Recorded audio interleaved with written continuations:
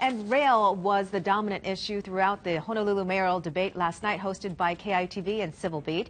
And from the opening round until closing remarks, the issue was raised once again with Ben Cayetano, the sole opponent of the $5.2 billion project. When the issue of labor unions came up, the candidates tried to explain how negotiating with police, fire, and other groups would be handled.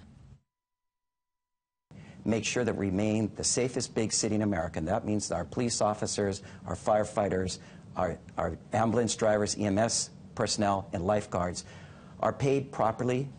Kirk has been endorsed by the unions because they know that he will go along with what they want.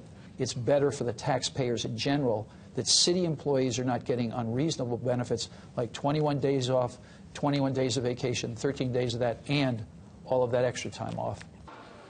There's just 1 month to go before primary election night, August 11th. The deadline to register to vote for the primaries is today. And joining us now live in studio to share his insights on last night's debate is KITV4's political analyst, Neal Milner. Good morning, Neal. Morning. Great to see you. Same here. So I was expecting to see the candidates really go after each other, and it was kind of tame last night. So what did you think about the debate, and who do you think won overall? Well, it was tame. It was a little bit listless almost. It's almost as if these guys have gone through all of it already.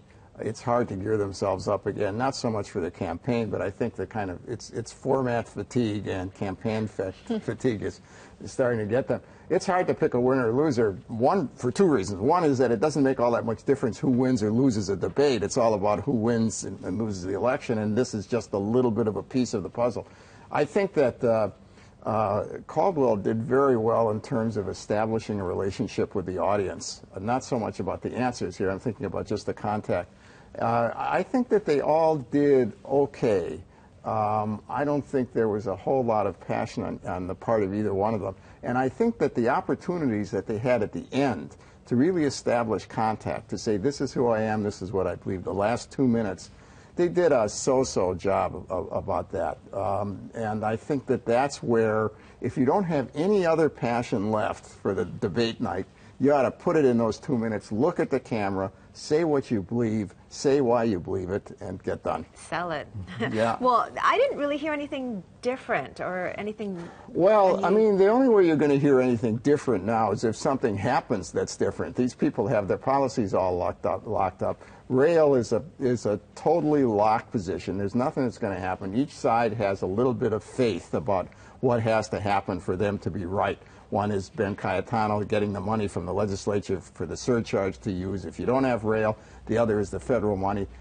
I think that for people who are not convinced and not partisan yet, there's nothing there that's going to make them suddenly say, aha. They're just going to have to work with what's there. Mm-hmm. Well, I found one of the interesting things about the debate was what they were not saying, and the body language between the candidates, especially Ben Cayetano and Peter Carlisle. What did you notice? Well, yes, you noticed a lot of leaning over and a lot of this kind of stuff. It's sort of interesting because they tried to pass themselves off, both of them, as kind of old bull moose who had been together for a while, right? They'd been together for a while, and then they'd fought, because you remember that Cayetano was one of the leading supporters for Carlisle. He'd raised money for them.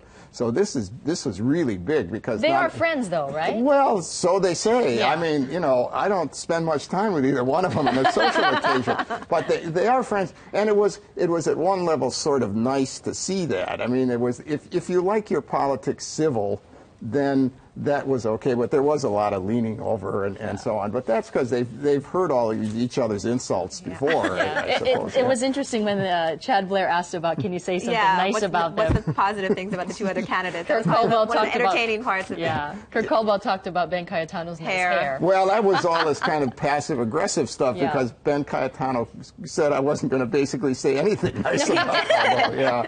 So. Or give me a week, right? Yeah, give me a week. That's right. Yeah. All right, Neal, always good to talk with you, and thanks for sharing some of your insight. And to see this interview again, you just head to the top video section of our website, KITV.com.